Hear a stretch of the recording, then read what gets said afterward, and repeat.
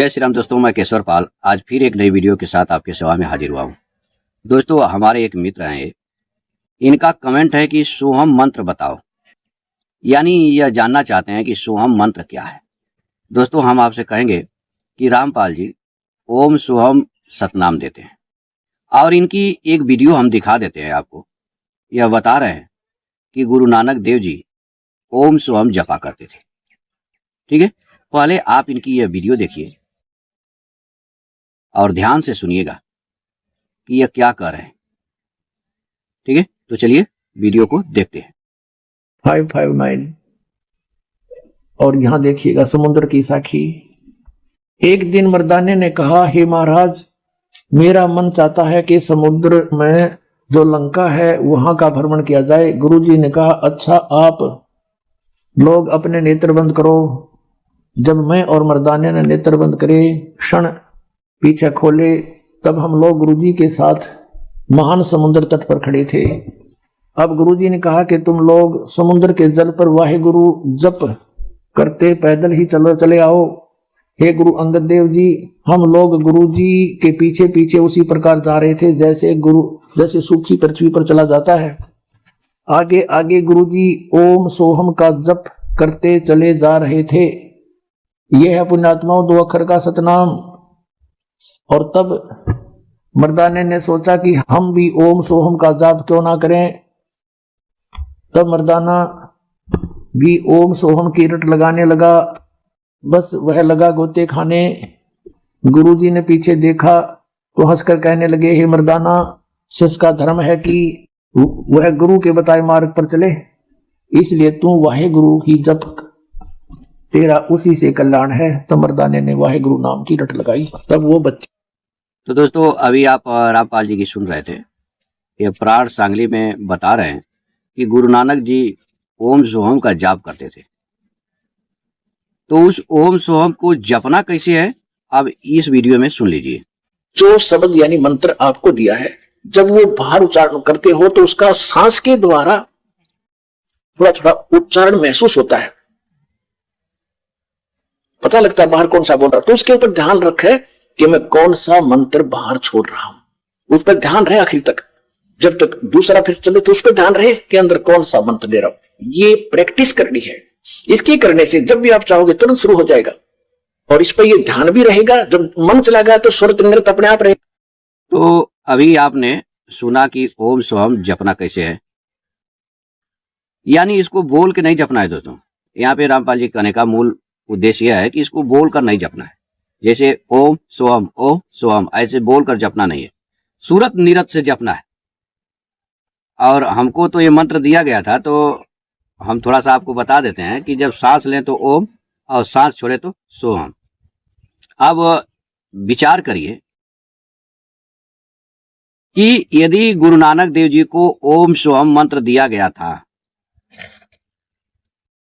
और वो ओम सोहम जपते हुए पानी पे चल रहे थे, जैसा कि अभी रामपाल जी ने कहानी आपको सुनाया, तो पीछे उनके चलने वाला मर्दाना कैसे जान गया कि ओम सोहम मंत्र गुरुजी जपते हुए जा रहे हैं, क्योंकि बोलना तो था नहीं। विचार करिए। तो हम यही कहेंगे कि यह सरासर झूठ है। ओम सोहम नामक कोई मंत्र होता नहीं है। ओम परमात्मा का वाचक है और सोहम सधन अहम, वह ब्रह्म मैं हूं। यानी मैं 5 तत्वों का शरीर नहीं हूं। यह जीव के लिए होता है कि मैं 5 तत्वों का शरीर नहीं हूं, मैं चेतन तत्व हूं। जो चेतन तत्व ब्रह्म है वही मैं हूं। ठीक है,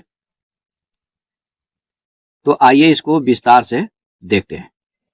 दोस्तों, यह श्रीमद् भागवत गीता है और अध्याय 11 है और श्लोक 47 है। इसमें भगवान अर्जुन से कह रहे हैं, विश्व रूप दिखाने के बाद, हे अर्जुन, मैंने प्रसन्न होकर अपनी सामर्थ्य से मेरा यह अत्यंत श्रेष्ठ तेज स्वरूप, सबका आदि और अनंत विश्व रूप तुझे दिखाया है, जिसको तुम्हारे सिवा पहले किसी ने नहीं देखा। ठीक है, यानी भगवान अपना यह तेज स्वरूप जो विराट रूप अर्जुन को दिखा रहे हैं, यह कैसे दिखा रहे हैं? प्रसन्न होकर के। और अपने सामर्थ्य, अपनी शक्ति से, ये नहीं कि अर्जुन के शक्ति से। ठीक है, 48वां में कह रहे हैं, हे कुरुश्रेष्ठ, मनुष्य लोक में इस प्रकार के विश्व रूप वाला मैं न वेदों के पाठ से, न योगों के अनुष्ठान से, न शास्त्र के अध्ययन से, न दान से, न उग्र तपों से और न मात्र क्रियाओं से तेरे कृपा पात्र के सिवा और किसी के द्वारा देखा जा सकता हूँ। यानी दोस्तों यहाँ पे एक बात साफ हो गया कि भगवान का जो दर्शन है, प्राप्ति है, वह किसी भी क्रियाकलाप से नहीं हो सकती। उसके लिए भगवान का कृपा पात्र होना चाहिए और भगवान का प्रसन्न होना चाहिए। मेन चीज, भगवान जिस पर प्रसन्न हो जाए और भगवान का जो कृपा पात्र हो जाए, उसी को यह रूप दिखा सकते हैं। ठीक है, इसी चीज को रामचरितमानस में तुलसीदास जी महाराज लिखते हैं कि सोई जानहि जे देव जनाई, तुम्हें जानत तुम्हें हो जाई। ऐसा उपनिषदों में भी आया है। हमारे कहने का अर्थ यह है दोस्तों कि मंत्रों के द्वारा किसी भी प्रकार से भगवान की प्राप्ति नहीं हो सकती, क्योंकि अगर मंत्रों से हम भगवान की प्राप्ति करेंगे तो भगवान से बड़ा मंत्र हो जाएगा। जैसे कोई पशु को हम रस्सी में बांध देते हैं और रस्सी को खींचते हैं, पशु हमारे साथ खींचता हुआ चला आता है, या उसको किसी पेड़ में बांध देते हैं तो वहीं पे रह जाता है। उस पशु से वह रस्सी मजबूत होता है और वह जो बांधने वाला जो मनुष्य है वह उस रस्सी से मजबूत है। तो भगवान तो सबके आदि, सबके अनंत हैं, फिर उनको कैसे मंत्रों से प्राप्त कर सकते हो? यदि मंत्रों के द्वारा प्राप्त करोगे तो भगवान की महिमा खत्म हो जाएगी। ठीक है, इसलिए मंत्रों का ये जो तामझाम है वो गलत है कि मंत्रों से भगवान आते हैं। भगवान सिर्फ प्रेम से आते हैं। दोस्तों यह वही पुस्तक है श्री सदगुरु ग्रंथ साहिब, जिसका पाठ करा के रामपाल जी 25,000 रुपया लेते हैं। इसमें 500 पृष्ठ पे एक अत हंस परमहंस कथा लिया गया है। यहाँ पे ओम सोम के बारे में बताया गया है दोस्तों।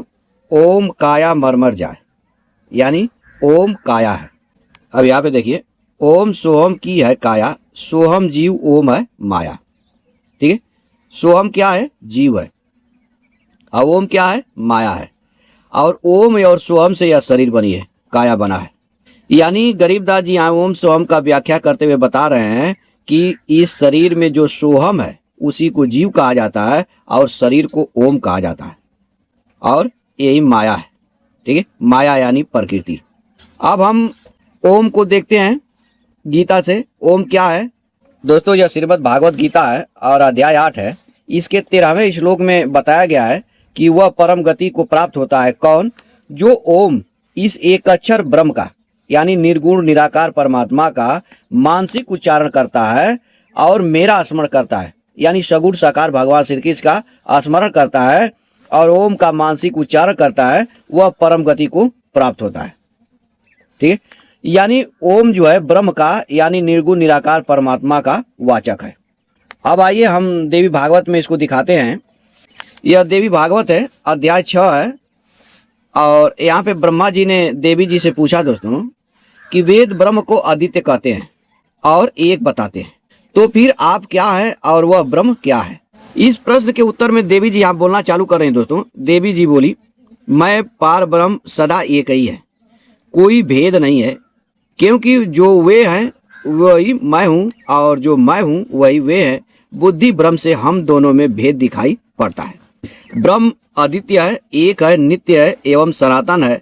केवल सृष्टि रचना के समय वह पुनः द्वैत भाव को प्राप्त होता है। यानी जब सृष्टि रचना करना होता है दोस्तों, तब यही ब्रह्म 2 रूपों में विभक्त हो जाता है। अब वह 2 रूप क्या होता है, इसी देवी भागवत से हम आपको दिखाते हैं। यह देवी भागवत है और अध्याय 1 है और 9वां स्कंद है। यहाँ पे बताया गया है कि सृष्टि के लिए योग माया का आश्रय लेकर परमात्मा 2 रूपों में विभक्त हो गए, जिनका दक्षिणार्थ भाग पुरुष और वामार्थ भाग प्रकृति कहा जाता है। यानी दोस्तों जो परमात्मा होते हैं वह 2 भागों में विभक्त होते हैं, एक भाग को प्रकृति, एक भाग को पुरुष कहते हैं।